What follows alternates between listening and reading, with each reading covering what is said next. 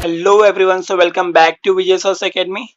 सो guys, आज के lecture में कोई चैप्टर कोई टॉपिक तो कवर करेंगे नहीं, मगर एक बहुत इंपॉर्टेंट चीज है जो मुझे लगता है आप लोगों को बताना बहुत ज्यादा जरूरी है।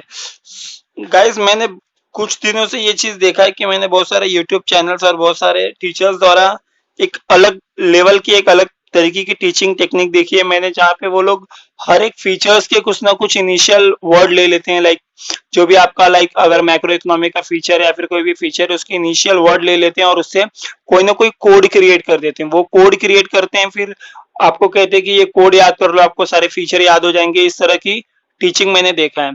तो गाइस, मैं आप लोगों को बस इस वीडियो के द्वारा यही बताना चाहता हूँ कि ये चीज सही है या गलत है, क्योंकि मुझे ऐसा लगता है कि इतने सारे कोड्स को आपको याद रखने में इतना आसानी नहीं होगा एग्जाम के टाइम पे। क्योंकि होता ये है कि आप जो स्क्रीन पे इस समय देख रहे हो, समझो ये कोड है। जो भी आपको सी क्यूब दिख रहा है, डी स्क्वायर दिख रहा है, जो भी आपको दिख रहा है इसके अंदर रेड कलर में, ये सारे अलग अलग कोड है किसी न किसी फीचर के।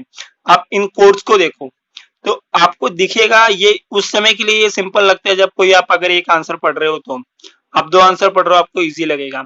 लेकिन ये कुछ दिनों के बाद, एक महीने डेढ़ महीने के बाद आप देखोगे कि सारे कोड्स आप धीरे धीरे भूल रहे हो। तो मेरे हिसाब से आप जो आपको राइट हैंड साइड पे जो दिख रहा है ग्रीन कलर के 3 पॉइंट, आप कॉन्सेप्ट को अंडरस्टैंड करो अच्छी तरह से। जो भी कॉन्सेप्ट है किसी भी आंसर का, किसी भी टॉपिक का, आप अच्छे से अगर कॉन्सेप्ट को अंडरस्टैंड कर लेते हो, अपने नॉलेज को डेवलप कर सकते हो। लाइक जो भी चीज आप अच्छे से पढ़ रहे हो, अपने नॉलेज को डेवलप कर लो, सिर्फ रट्टो फाइट की तरफ मत जाओ।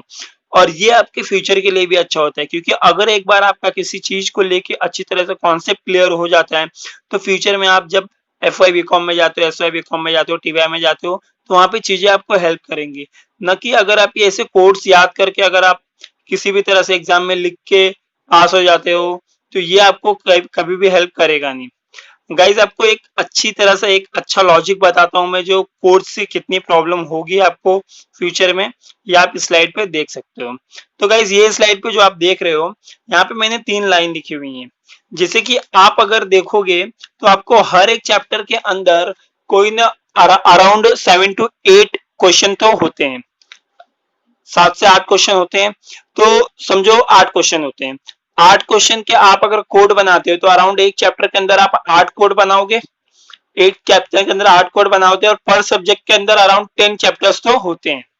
तो पर सब्जेक्ट के अंदर अगर आपका 10 चैप्टर होते हैं, यानी एक सब्जेक्ट में आपको टोटल 80 कोड्स को याद रखने होंगे। उस तरह से आपके पास एसपी है, ओसी है, इको, ऐसे करके 3 थियरी सब्जेक्ट है, जिसके अंदर अराउंड 240 कोड्स बन जाएंगे आपके।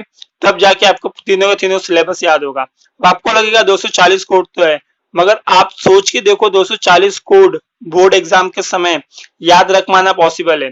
अगर ये सारे कोड्स एक दूसरे से मिक्सअप हो जाते हैं तो कितनी ज्यादा प्रॉब्लम क्रिएट हो जाएंगी।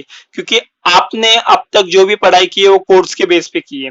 तो कोड के बेस पे अगर आप पढ़ाई करते जाते हो, आगे बढ़ते जाते हो, उसके बाद आपको ऐसा लगता है एग्जाम के टाइम पे कि सारे कोड्स मिक्सअप हो जाएंगे, कहीं मैक्रो का फीचर माइक्रो में लिख के आ जाओगे। क्योंकि आपने पढ़ा है आई, आई मतलब तो ये होता है, वो आई मतलब कहीं और भी कुछ और अलग हो सकता है।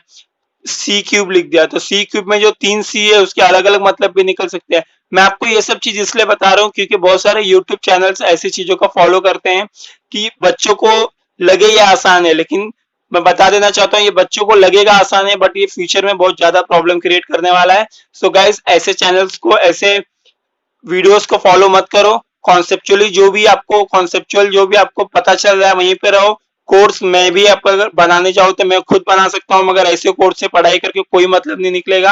आप फ्यूचर में सारी चीजें भूल जाओगे। So guys, stick to your syllabus. जो भी आपको चीजें कॉन्सेप्चुअली समझ में आती है वो लंबे समय तक आपके दिमाग में रहेगी और आपको कंफ्यूज नहीं करेगी।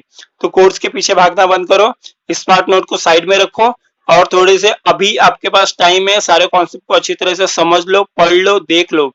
आपको ये फ्यूचर में हेल्प करेगी। तो मुझे ऐसा लग रहा था इस पे वीडियो लाना चाहिए। ये वीडियो काफी आपके लिए इंपॉर्टेंट रहेगा। आप अच्छे से समझ लो, देख लो इसको, और आप डिसाइड करो आपके लिए क्या अच्छा है, क्या अच्छा नहीं है। सो आज के ये लेक्चर में, इस वीडियो में बस इतना ही।